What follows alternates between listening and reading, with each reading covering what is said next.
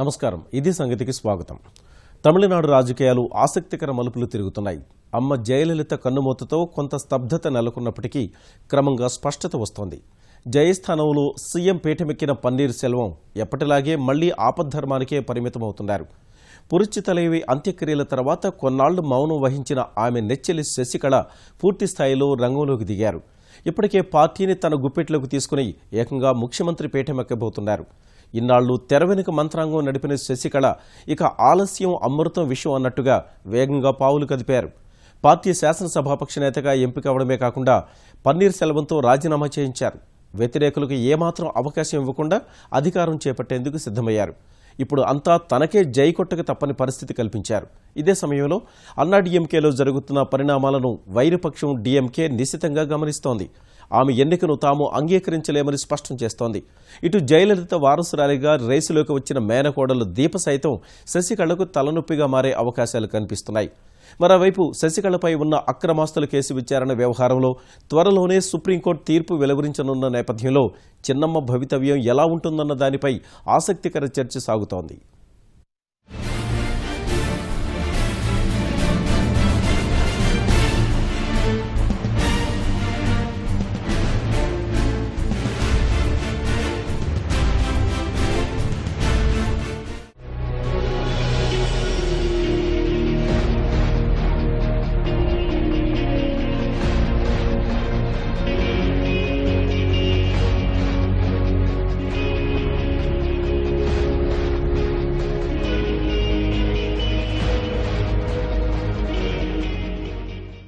రాజకీయమనే చదరంగంలో ఎవరెప్పుడు తెరపైకి వస్తారో, ఎవరు తెరమరుగవుతారో ఊహించడం కష్టం. మరీ ముఖ్యంగా తమిళనాడు లాంటి విలక్షణ రాష్ట్రంలో ఇది అసాధ్యమనే చెప్పాలి. ఇటీవల చోటు చేసుకుంటున్న పరిణామాలు ఈ అంశాన్ని మరోసారి తేటతెల్లం చేశాయి. అమ్మగా అందరి గుండెల్లో గూడు కట్టుకున్న పురుచి తలైవి జయలలిత లేని తమిళనాడు రాజకీయాల్లో చోటు చేసుకుంటున్న మార్పులు దేశవ్యాప్తంగా అందరి దృష్టిని ఆకర్షిస్తున్నాయి. గత ఎన్నికల్లో ఊహించని విధంగా వరుసగా రెండోసారి అధికారం దక్కించుకున్న జయలలిత అనారోగ్య కారణాలతో కన్నుమూశారు. ఆమె స్థానంలో సీఎంగా బాధ్యతలు చేపట్టిన పన్నీరు సెల్వం 2 నెలలకే పీఠాన్ని జయ సహచరిణి శశికళకు అప్పగించేశారు. గతేడాది డిసెంబర్లో పురుచి తలైవి తుదిశ్వాస విడిచినప్పటి నుంచే శశికళ పగ్గాలు చేపడతారని భావించిన రాత్రికి రాత్రే పన్నీరు సెల్వంతో ప్రమాణం చేయించారు. అయితేనేం కీలక శాఖలన్నింటినీ చిన్నమ్మే పర్యవేక్షించారు. ఈ నేపథ్యంలో పన్నీరు సెల్వం మరోసారి ఆపద్ధర్మానికే పరిమితమవుతారన్న వాదనలు తాజా పరిణామాలతో వాస్తవ రూపం దాల్చాయి.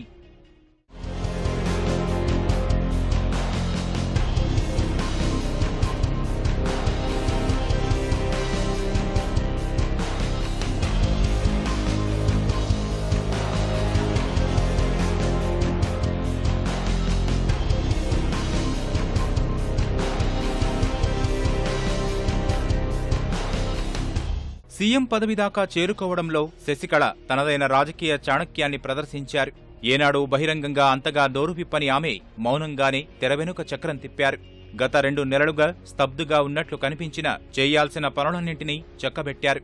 ఎవరికీ ఎలాంటి అనుమానం రాకుండా ప్రస్తుత పరిణామాలను తనకు అనుకూలంగా మలుచుకున్నారు. ముందుగా పార్టీ ప్రధాన కార్యదర్శి పదవి దక్కించుకుని వ్యతిరేకులు కూడా నోరు విప్పలేని పరిస్థితి కల్పించి పార్టీ మొత్తాన్ని తన గుప్పిట్లోకి తీసుకున్నారు. అప్పట్లో జయ ఇచ్చిన స్వేచ్ఛతో పార్టీ విధానపరమైన నిర్ణయాల్లో కీలక భూమిక పోషించిన శశికళ ఇప్పుడు ఏకంగా పార్టీ అధినేత్రిగా ఎన్నికవడం కీలక పరిణామంగా మారింది. ఇప్పుడున్న ఎమ్మెల్యేల్లో అనేక మంది ఆమె దయ వల్ల టికెట్లు పొందినవారే. అందుకే ఎవరూ ఆమె నాయకత్వాన్ని ప్రశ్నించే సాహసం కూడా చెయ్యలేని పరిస్థితి నెలకొంది. అటు పార్టీపై ఇటు ప్రభుత్వంపై పట్టు సాధించి రాజకీయాల్లోనూ దిట్ట అని నిరూపించుకున్నారు. జయ తర్వాత మరో శక్తివంతమైన నేత లేకపోవడం, జయతో 30 ఏళ్ల సావాసం శశికళకు కలిసొచ్చిన అంశం.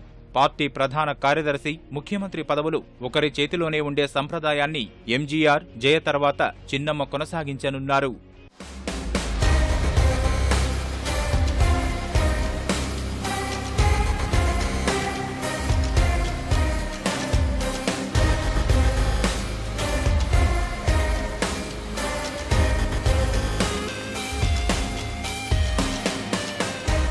ఒక సాధారణ వీడియో పార్లర్ నడిపిన స్థాయి నుంచి సీఎం పీఠం దాకా సాగిన శశికళ ప్రస్థానం ఆసక్తికరమే కాదు, వివాదాస్పదం కూడా. ఆమెకు 4 సోదరులు, 1 సోదరి. 10వ తరగతి వరకే చదువుకున్న శశికళ 1973లో పౌర సంబంధాల అధికారి నటరాజన్ను డీఎంకే చీఫ్ కరుణానిధి సమక్షంలో వివాహం చేసుకున్నారు. 1982లో అప్పటి సీఎం ఎంజీఆర్కు సన్నిహితుడైన నటరాజన్ చంద్రలేఖ అనే ఐఏఎస్ అధికారి సాయంతో భార్యకు జయను పరిచయం చేశారు. జయ హాజరయ్యే కార్యక్రమాల వీడియోలు శశికళ తీయించేవారు. అలా చిగురించిన స్నేహం మధ్యలో కొన్ని పొరపొచ్చాలు మినహా జయ మరణం వరకు దాదాపు 3 దశాబ్దాలుగా కొనసాగింది. శశికళను తన సోదరిగా అభివర్ణించిన జయ తనకు అమ్మలేని లోటు తీర్చిందని చెప్పి పోయస్ గార్డెన్లో చోటిచ్చారు. 1991లో జయ తొలిసారి సీఎం కావడంతో శశికళ దశ తిరిగింది. ఆమె సోదరి కుమారుడైన సుధాకర్ను జయ దత్తత తీసుకుని వైభవంగా పెళ్లి జరిపించారు. అప్పట్లో దీనిపై పెద్ద ఎత్తున దుమారమే చెలరేగింది.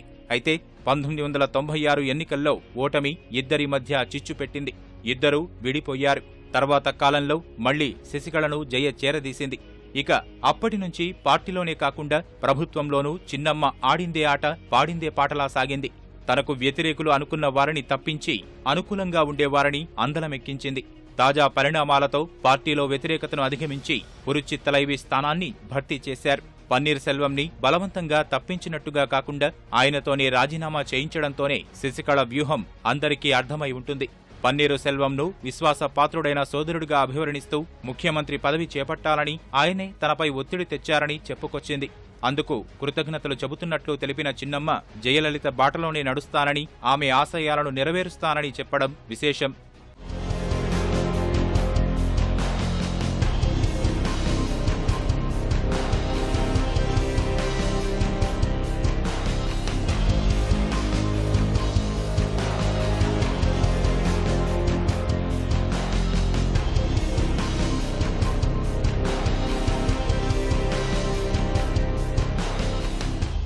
తరచూ ఆపద్ధర్మ ముఖ్యమంత్రిగా వ్యవహరించిన పన్నీరు సెల్వం వ్యవహార శైలి కూడా చిన్నమ్మకు కలిసి వచ్చిన అంశంగా చెప్పుకోవచ్చు. అప్పట్లో అమ్మకు, ఇప్పుడు చిన్నమ్మకు విశ్వాసపాత్రుడిగా ఉండేందుకే ప్రయత్నించిన ఆయన సీఎంగా ఉన్నప్పటికీ తనకంటూ సొంత వర్గాన్ని ఏర్పాటు చేసుకోవడంపై ఆసక్తి చూపలేదు. జయ అస్తమయం తర్వాత వచ్చిన వార్ధా తుపాను, జల్లికట్టు వివాదాలతోనే ఆయన సమయం గడిచిపోయింది. జల్లికట్టుకు సంబంధించి పన్నీరు సెల్వం ఢిల్లీకి వెళ్లి విన్నవించుకోవడం తమిళ తంబిల్లో అసంతృప్తికి కారణమైనట్లు తెలుస్తోంది. ఈ అంశాన్ని తనకు అనుకూలంగా మలుచుకోవడంలో శశికళ దాదాపుగా సఫలీకృతమయ్యారు. కేంద్రం మద్దతు కోరుతూ ఆమె మోదీకి లేఖలు రాసి స్థానికంగా సానుకూలత పెంచుకునే ప్రయత్నం చేశారు. ఇలా అందివచ్చిన ఏ ఒక్క అవకాశాన్ని కూడా వదులుకోకుండా శశికళ వ్యవహరించారు.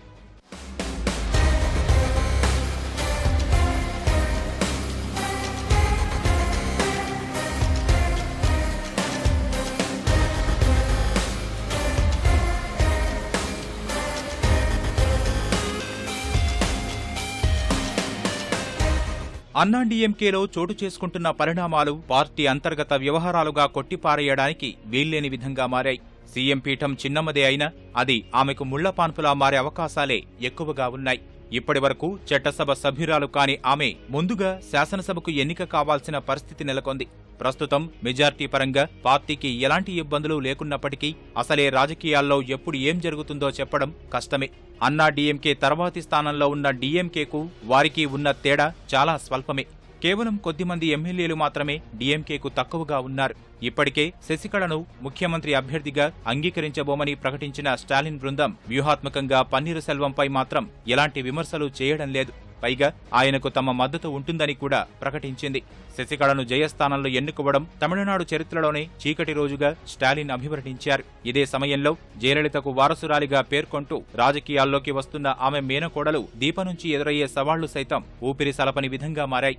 జయ మరణం వెనుక శశికళ హస్తం ఉందన్న దీప అనుచరగణం ఆరోపణలను కాచుకోవడం కూడా శశికళకు కష్టంగానే మారింది. ఈ నేపథ్యంలో జయలలితకు అందించిన చికిత్సపై వస్తున్న ఆరోపణలకు శశికళ తెరదించే యత్నం చేసింది. అనూహ్యంగా జయకు వైద్యం చేసిన లండన్ వైద్యుడు రిచర్డ్ బెలేతోనే సమాధానమిప్పించారు. జయలలితకు అత్యుత్తమ వైద్యం అందించామని తెలిపారు. అపోలో వైద్యులతో కలిసి ఆయన మీడియా ముందుకు వచ్చారు. శశికళ ప్రమాణ స్వీకారం చేయనున్న తరుణంలో వైద్యులతో వివరణ ఇప్పించడం ప్రాధాన్యం సంతరించుకుంది. A team of doctors who were taking care of that was there in the room when it happened. So it was a witnessed cardiac arrest. It is not a non-witness, it is a witness cardiac arrest. But in the general sense, firstly, you do not have CCT in patients' rooms, that you do not take photographs of critically ill patients. Can you imagine if you or anyone you loved or cared about, critically ill in an intensive care unit or recovering, was being photographed and their images shared? How would they or you feel? We just do not do that. అటు శశికళకు నేర చరిత్ర ఉందంటూ AIADMK బహిష్కృత MP Sasikala Pushpa ప్రధానమంత్రి నరేంద్ర మోదీకి లేఖ రాయడం కలకలం సృష్టిస్తోంది. ఆది నుంచి పన్నీరు సెల్వానికి అనుకూలంగా ఉన్న భాజపా ఇప్పుడు సీఎం పీఠాన్ని అధిరోహిస్తున్న చిన్నమ్మతో ఎలా వ్యవహరించబోతుందన్నది ఆసక్తికరంగా మారింది. సీఎంను హఠాత్తుగా మార్చడంలో అర్థం లేదని కొందరు కమలం నేతలు చేసిన వ్యాఖ్యలు ప్రాధాన్యం సంతరించుకున్నాయి. ఎన్ని ప్రతికూలతల మధ్య జయలలిత మృతితో ఖాళీ అయిన ఆర్కే నగర్ నియోజకవర్గంలోనూ పోటీ చేసి గెలవడం ఆమె అనుకుంటున్నట్లుగా నల్లేరుపై నడక మాత్రం కాదని పరిశీలకులు అంచనా వేస్తున్నారు. ఓవైపు పార్టీ పరంగా సీఎం పీఠం అధిరోహించేందుకు మార్గం సుగమం చేసుకున్నప్పటికీ సుప్రీంకోర్టు రూపంలో చిన్నమ్మకు చిక్కులు తప్పేలా లేవు. జయలలిత అక్రమాస్తుల కేసులో శశికళ కూడా సహ నిందితురాలు. ఏళ్ల తరబడి ఆమెను వదలని కేసుపై తీర్పు త్వరలోనే వెలువడనుంది. ప్రత్యేక కోర్టు జయలలిత శశికళను దోషులుగా నిర్ధారించడం అప్పట్లో కలకలం రేపింది. దీనికి సంబంధించి ఇద్దరు కొన్నాళ్లు జైలు జీవితం కూడా గడపక తప్పలేదు. దోషిగా నిర్ధారించిన క్రమంలో జయ సీఎం పదవికి రాజీనామా చేసి పన్నీరు సెల్వంకు బాధ్యతలు కూడా అప్పగించాల్సి వచ్చింది. అనంతర కాలంలో ప్రత్యేక కోర్టు తీర్పును కర్ణాటక హైకోర్టు కొట్టేసి ఇద్దరిని నిర్దోషులుగా విడుదల చేసింది. అయితే కర్ణాటక ప్రభుత్వం హైకోర్టు తీర్పును సుప్రీంకోర్టులో సవాల్ చేసింది. ఇప్పుడు దీనికి సంబంధించే తీర్పును రిజర్వులో ఉంచిన దేశ అత్యున్నత న్యాయస్థానం వచ్చే వారంలో తీర్పు వెలువరించనుంది. ఈ క్రమంలో సీఎంగా ప్రమాణ స్వీకారం చేయబోతున్న తరుణంలో కోర్టు తీర్పు ఎలా ఉండబోతుందన్న దానిపై చిన్నమ్మకు బెంగ పట్టుకుంది. తీర్పు గనక శశికళకు వ్యతిరేకంగా ఉండి ఆమెను దోషిగా నిర్ధారించి శిక్ష విధిస్తే మాత్రం సీఎం పదవి మూన్నాళ్ల ముచ్చటే కానుంది. అప్పుడు మరోసారి ఆపద్ధర్మ ముఖ్యమంత్రిగా పన్నీర్ సెల్వం తెరమీదకు వచ్చే అవకాశాలు లేకపోలేవని విశ్లేషకులు భావిస్తున్నారు.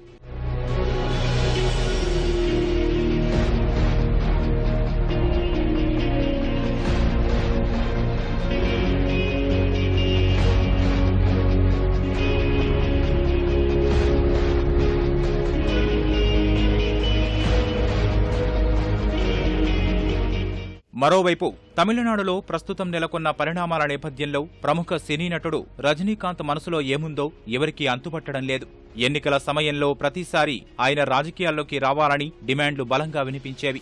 గత ఎన్నికల సమయంలో ఏకంగా ప్రధాని మోదీ స్వయంగా రజనీ ఇంటికి వెళ్లి రాజకీయాల్లోకి రావాలని ఆహ్వానించిన ఆయన సున్నితంగా తిరస్కరించారు.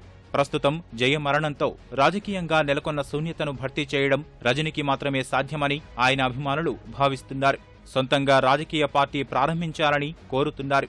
ఇదే సమయంలో తమిళనాట కమల వికాసంపై దృష్టి సారించిన భాజపా నేతలు రజనీని ఒప్పించేందుకు తమ వంతు ప్రయత్నాలు చేస్తున్నారు. ఈ క్రమంలోనే అధికారమంటే ఇష్టమేనంటూ ఇతర ఉద్దేశంతో ఇటీవల రజనీ చేసిన వ్యాఖ్యలు సంచలనం సృష్టిస్తున్నాయి. స్పిరిచువల్ పవర్ అంటే ఇష్టమన్నదే తన భావన అని సూపర్ స్టార్ వివరణ ఇచ్చుకోవాల్సి వచ్చింది. ఆధ్యాత్మిక శక్తి, ధనం, కీర్తిల్లో ఆధ్యాత్మిక శక్తికే ఎక్కువ పవర్ ఉంటుందన్నదే తన ఉద్దేశమని తేల్చి చెప్పి మరోసారి అందరినీ గందరగోళంలోకి నెట్టారు. శశికళకు వ్యతిరేకంగా అంతర్జాలంలోనూ కొందరు విమర్శనాస్త్రాలు సంధిస్తున్నారు. ఆమెకు సీఎం పీఠం ఎలా కట్టబెడతారని ప్రశ్నిస్తున్నారు. ఆమె నియామకాన్ని అడ్డుకునే విధంగా తమ అభ్యంతరాలను వ్యక్తం చేస్తూ రాష్ట్రపతికి, గవర్నర్కు లేఖ రాస్తామని కొందరు నెటిజన్లు సామాజిక మాధ్యమాల్లో పోస్టింగులతో విరుచుకుపడ్డారు. మొత్తానికి డీఎంకే వంటి బలమైన విపక్షాన్ని ఎదుర్కోవడం సహా జయలలిత తరహాలో పాలన అందించి ప్రజల్లో తనకంటూ ప్రత్యేకమైన ఇమేజ్ను సంపాదించడం శశికళకు కత్తిమీద సామే అని రాజకీయ విశ్లేషకులు స్పష్టం చేస్తున్నారు. సంకుల సమరంగా మారిన ఉత్తరప్రదేశ్ ఎన్నికల గురించి తెలుసుకునే